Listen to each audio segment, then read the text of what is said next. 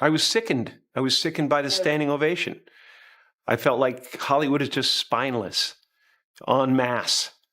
And it really felt like, oh, this is a really clear indication that we're not the cool club anymore. This video discusses the smear campaign against Michael Jackson, highlighting how certain media narratives labeled him as guilty without considering the truth. It mentions Jim Carrey's 2003 leaked interview, in which he defended Jackson against allegations and criticized the media as vampires seeking to destroy his reputation. Carrey allegedly warned Jackson about the powerful influence of the press, and insiders suggest that this may be tied to Jackson's conflicts with Sony Music. The discussion brings to light the mysterious circumstances surrounding Jackson's death in 2009, involving his doctor administering propofol to help him sleep. Carrey believed that the accusations against MJ were part of a larger conspiracy, suggesting deeper issues within the entertainment industry. The conspiracy really is a conspiracy, in my opinion, between the media and the DA to make Michael Jackson appear to be the guiltiest person on the planet, when in truth, no one could be more humble, more talented, and more loving than Michael Jackson. First of all, Michael told me that they were going to murder him. He was afraid. He was afraid for his life. The people that were involved in his life, the people that were controlling him. This book, Starting Over, is about my life. The media has often distorted the narrative around Michael Jackson, leading many to perceive him as guilty due to unfounded accusations. While Michael faced repeated allegations of inappropriate behavior with children, it's essential to consider how the press targeted him. LaToya Jackson has indicated that the stories about her brother were often fabrications and deeper issues were at play within the entertainment industry. A recently resurfaced 2003 interview with Jim Carrey reveals his strong defense of Michael Jackson amid widespread criticism. He challenged the negative portrayal of Michael, remarking that the media acts like vampires seeking to destroy reputations for profit.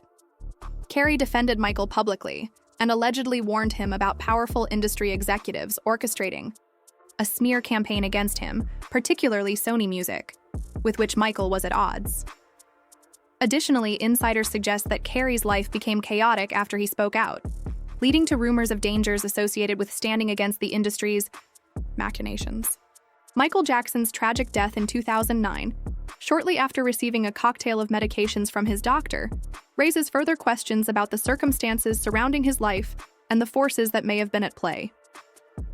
Murray stepped out to use the bathroom, and when he returned, Michael wasn't responding and had a weak pulse. Dr. Murray began CPR and administered medication, but didn't call 911 until 12:21 p.m., nearly an hour and a half later. Paramedics tried to revive Michael for 40 minutes before rushing him to the hospital, where he was pronounced dead at 2:26 p.m. on June 25, 2009.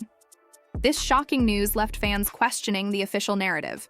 The autopsy revealed that Michael died from a fatal dose of propofol, leading to Dr. Murray being charged with involuntary manslaughter and receiving a 4-year sentence. Many fans believed Murray was just a scapegoat in a larger scheme. Michael had worked with Murray since May 2009, and while AEG claimed that Michael had requested him, it was revealed that AEG had hired him without Michael's consent. Michael's sister, LaToya, revealed that he feared for his life and believed he was targeted because of his music catalog. In a 2010 trial against AEG, Michael's son Prince disclosed that his father often expressed feelings of extreme pressure and fears about his safety. Although the jury sided with AEG, suspicions grew when handwritten notes emerged in which Michael mentioned that he felt he was being targeted and believed the system wanted to kill him for his catalog. Paris, Michael's daughter, criticized Sony and the estate executor, John Branca, claiming they were involved in her father's demise. Michael had a contentious relationship with Sony, openly condemning the company on multiple occasions. He outsmarted Sony by gaining ownership of half of their music catalog before becoming an independent artist. He claimed to have generated several $billion for the company, but chose to sever ties due to what he described as bad business practices. Michael accused Tommy Mottola of being terrible and alleged that Sony attempted to ruin his reputation, even framing him for crimes. Recent developments suggest connections between Diddy's former security head, Fahim Muhammad, who also served as Michael Jackson's security chief for about 10 months, and potential cover-ups of Diddy's alleged crimes. Fahim, who was young and inexperienced, replaced Jackson's longtime security mentor. Some speculate that Fahim may have ties to intelligence agencies, raising questions about whether he was involved in a broader conspiracy against Jackson. The connection between Fahim and Diddy's alleged crimes is crucial to understanding the potential motives and influences in the wider conspiracy against Jackson. Overall, the narrative implies that there may have been orchestrated efforts to frame or eliminate Michael Jackson during his career. In 2008, Fahim proudly earned his degree in business administration from Sacramento State University, with a specialization in real estate and marketing. His educational journey equipped him with a solid foundation in business principles, particularly in property transactions and strategic marketing. His appointment as the head of security for the legendary pop icon Michael Jackson, who tragically passed away from an overdose on June 25, 2009, raised eyebrows. Many people wondered how someone fresh out of college could take on such a high-profile and demanding role, particularly for an artist with a complex personal and professional life. Providing more context about Fahim's background and qualifications can address the audience's potential skepticism about his suitability for the role. This question lingered in the minds of observers as they contemplated the unusual intersection of Fahim's nascent career and the world of celebrity security. In the latest conversations centered around Jim Carrey, intriguing revelations about his unexpected exit from a once thriving film career have surfaced. These new insights paint a vivid picture of the factors that contributed to his decision, shedding light on the complexities of his journey in cinema. The decision in question seems to have been shaped by his inclinations and considerable pressure from influential figures within Hollywood. These insiders reportedly aimed to suppress his voice regarding the industry's darker, more troubling elements.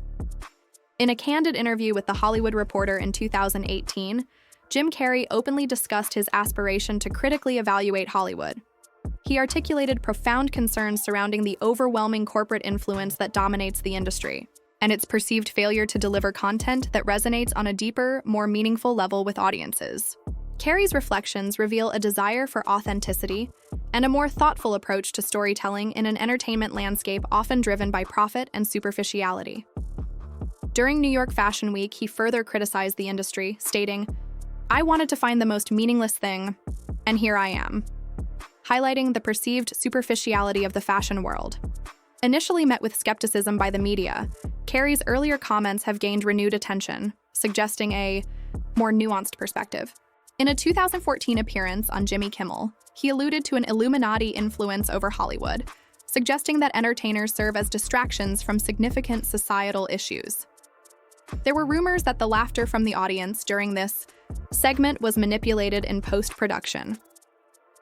In the year following his appearance on Jimmy Kimmel Live, actor Jim Carrey experienced significant personal turmoil due to the death of his girlfriend, Katrina White, who passed away from a suspected overdose.